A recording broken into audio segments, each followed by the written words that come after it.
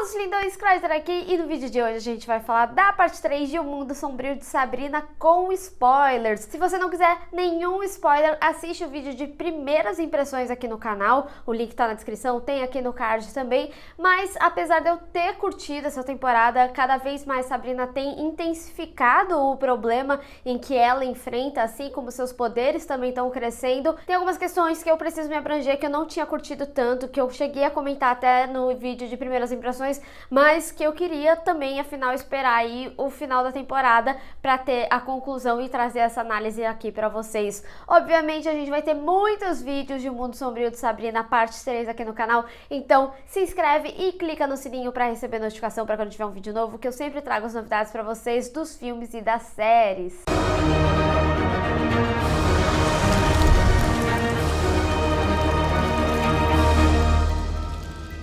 Depois dos eventos da parte 2, a Sabrina fez o possível junto com seus amigos para trazer o Nick de volta e achar um novo hospedeiro. Mas mesmo depois de conseguir, as bruxas elas estão correndo um grande risco, principalmente depois do que elas fizeram pro Dark Lord na parte 2 de O Mundo Sombrio de Sabrina, assim como a Sabrina é desafiada pelo Caliban para ser rainha do inferno. Uma das coisas que eu mais gosto de O Mundo Sombrio de Sabrina é como eles fazem a virada da história, mesmo que tenha esse gancho, por exemplo, da Sabrina e buscar o Nick no inferno.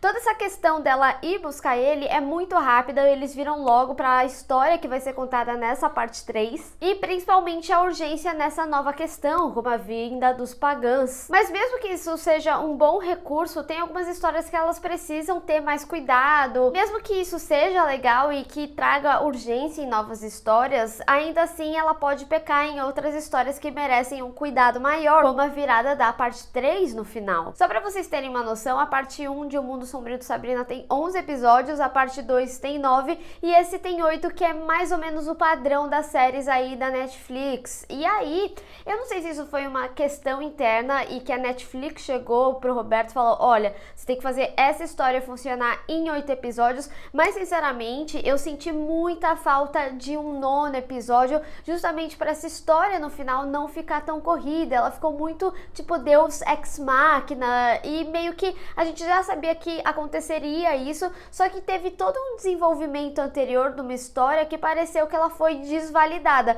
Eu entendo toda a questão da passagem de tempo que foi necessária, inclusive para ter esse paradoxo temporal que a gente vai falar um pouquinho mais aprofundado em outro vídeo, mas ainda assim eu achei que todo esse rolê com Caliban ficou meio que desnecessário, já que quando ele ganhou o reinado ele morreu ali na história, até porque eles também trouxeram um novo recurso que foi desse narrador. O narrador ele conta a história da mesma forma que chega próximo do final do episódio, falando que a Sabrina se tornou rainha e tudo mais. E narradores em algumas séries geralmente são utilizados para justamente explicar, para você agilizar uma narrativa, e a gente percebe isso aí, porque em nenhum momento da série ele foi utilizado, então ficou muito aleatório. Então eu não curti muito dessa pressa para esse final, principalmente porque a gente está falando de paradoxo temporal e a gente precisa ter muito cuidado com o paradoxo temporal. Mexer com linha do tempo não é um negócio fácil e sinceramente eu fico com o pé atrás. Eu não confio 100% no Roberto Aguirre Sacasa para desenvolver isso, até porque o Roberto às vezes ele faz algumas decisões inconcisas, não só em Sabrina aí falando, principalmente nessa parte 3, eu senti algumas coisas que eram bastante inconsistentes, mas também em Riverdale, que eu acompanho e falo aqui no canal. Então é algo que eu preciso ver como que vai ser trabalhado, a gente só vai ter uma noção mesmo na parte 4, que já tá confirmada. Mas ao mesmo tempo eu também gosto dessa questão de existir duas Sabrinas aí, porque a gente sempre discutiu desde a primeira temporada a possibilidade da Sabrina ter um irmão gêmeo. Sabrina Aprendiz de Feiticeira e também nas HQs é bastante utilizada essa questão da gêmea amada Sabrina, que é a Katrina, e aqui veio com essa questão aí do paradoxo temporal. Então a gente tem a rainha do inferno e a Sabrina teenager e tudo mais. Então eu gosto, e também é algo que eu acho que ninguém imaginaria. Eu acho que essa seria aí a solução pro irmão da Sabrina, lógico, se eles não acabarem utilizando lá a pata de bode que ela viu naquela visão que a gente sempre discutia. Até então isso não foi desenvolvido. Uma coisa que eu gosto muito da narrativa de Sabrina também é como eles aproveitam uma temática para trazer várias histórias dentro daquela temática, como por exemplo, tem um episódio que é específico de Judas, e Judas foi conhecido por ser o traidor, então a gente vê várias histórias aí em que um tá traindo o outro, ou que acontece algum tipo de traição. Então eu gosto quando eles têm essa temática, traição, e desenvolvem várias narrativas. E eu gostei que em meio dessa narrativa principal, principalmente porque tinha urgência de todas essas questões, eles conseguiram trabalhar muito bem os personagens secundários. A Agatha e a Dorcas, elas tiveram meio que os seus arcos separados ali da Prudence. Eu gostei, apesar da Dorcas, ai meu Deus, eu amava essa menina, essa atriz, cara, e eu tô bastante inconformada com a morte dela. E eu tinha comentado no trailer que a Agatha ajudaria o Blackwood, né, e de fato ela ajudou, porque ela veio aí com a loucura, e eu gosto principalmente porque causa um isolamento aí na Prudence, que eu acho que ela pode acabar se envolvendo um pouco mais com o Nick por causa da separação do Ambrose, mas a gente vai discutir isso num vídeo de previsões, aqui é mais para focar nessa parte 3 realmente. E eu também gostei muito da história do tio com o Robin, principalmente por toda essa questão que ele fala sobre não achar que seria amado da forma que ele se identificou, e também pelo Robin. Ele me surpreendeu bastante quando veio, né, os novos personagens. Eu imaginei que ele seria alguém novo na escola, principalmente pela ausência da Sabrina, então podia ser alguém novo acrescentar ali no grupo. E no final das contas ele era um ser místico, ele é um duende. Eu gostei muito, inclusive toda essa galera aí do circo de Carcoça e tal, eu gostei bastante, principalmente porque veio nessa proposta dessa temporada de envolver outras crenças, né? Então a gente tem, por exemplo, a sacerdotisa Voodoo, que ela traz um ganho, que inclusive isso era uma coisa que eu até queria falar. Eu acho bastante interessante como que a Prudence acabou defendendo ela, falando sobre uma forma de magia que ela nunca tinha utilizado e que elas nunca aprenderam ali na academia, e principalmente com a junção dela com a Zelda, tipo,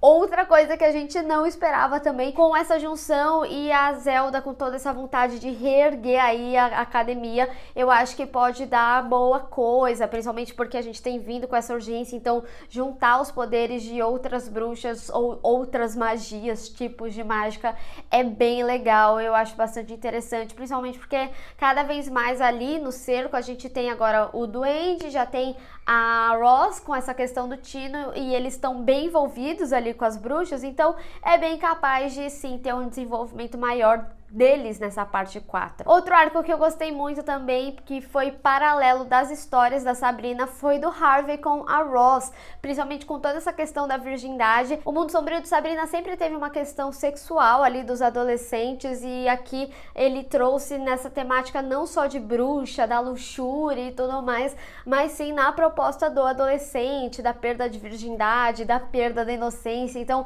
eu gostei desse contexto de background e também dessa discussão da relação, né? Tanto naquele momento ali da pedra e do amor verdadeiro, e a gente perceber que no final das contas ele amava mais a Sabrina, e a Sabrina também tinha uma questão, mesmo que ela tenha feito aquele encantamento lá da vela, mas ainda assim eu gostei do desenvolvimento e o que pode sair disso aí também. Mas me preocupa um pouco como que vai ficar o Nick, né? Porque o Nick, ele tinha toda essa banca de bad boy, aqui ele tá mais sofredor, que faz total sentido, principalmente porque ele passou por um trauma, mas ainda assim eu não sei muito como eles vão utilizar ele, principalmente depois que ele e a Sabrina terminaram. Eu espero realmente que eles voltem. Eu sou muito mais na Brina do que a Harvina, porque você consegue sentir a fluidez ali do relacionamento. Eu gosto realmente da química desses dois personagens. E eu gostei também do peso das tias da Sabrina e toda essa dinâmica dos Spellmans que tinha lá na primeira parte,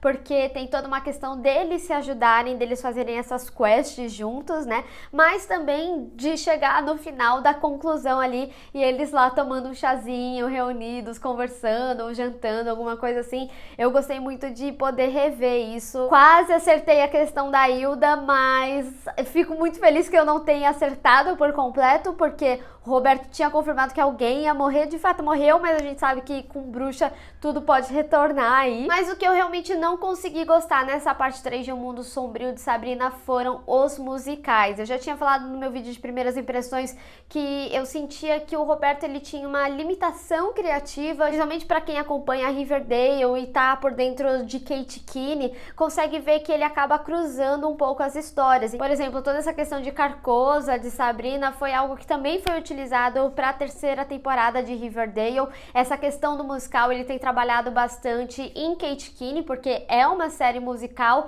e assim como ele também trabalha em Riverdale às vezes, só que aqui eu cheguei a contabilizar que tinha 6 músicas em 8 episódios, em alguns episódios tinha 2 vezes e tudo mais, mas eu não gostei, principalmente porque eu acho que tem uma limitação artística de alguns atores aí da série, mas principalmente porque eu achei que não encaixou em determinados momentos. Eu não acho que tudo precisa de uma explicação, mas a banda do Harvey foi algo que veio do nada, não teve uma construção, não teve uma vontade deles terem um envolvimento e tudo mais, então foi algo que eu achei que era só pra incluir um musical porque ele gostava e não fazia menor sentido. Só pra deixar claro, eu amo musical e eu gosto quando eles encaixam no sentido que nem foi aquela música do Masquerade na parte 2 de O Mundo Sombrio de Sabrina, ou até mesmo nessa parte 3, quando teve aquele ritual do coelho. Eu acho que em alguns momentos fazem sentido, mas o tanto que foi inserido aqui, realmente eu acho que é algo que não combina tanto com Sabrina, porque como eu tinha falado,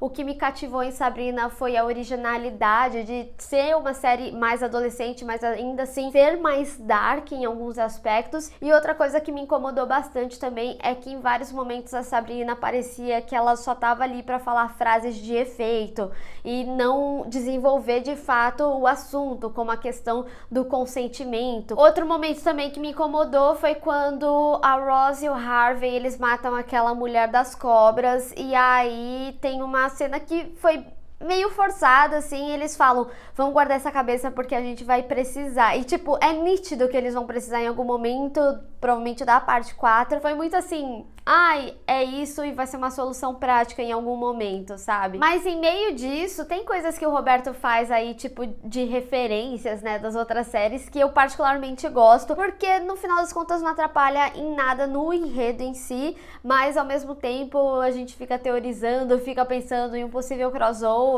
ou também fica pensando em como seria esse universo expandido, né, do Archverse. O Mundo Sombrio de Sabrina, parte 3, engrandeceu o enredo. Eu gostei muito da história e eu acho que cada vez mais tem se intensificado, mas ao mesmo tempo eu acho que a série pecou em trazer elementos que não combinam com a série, também incluiu uma linguagem que não é da série e algumas soluções aleatórias só para quando convém pro enredo. E confesso que me dá uma certa ansiedade para saber como que vai ser toda essa narrativa de viagem no tempo. Eu fico com muito medo de ser algo que tenha muitos furos, mas a gente vai discutir melhor no vídeo sobre o final. Mas deixa aí nos comentários o que você achou dessa parte 3 de O Mundo Sombrio de Sabrina, vamos discutir.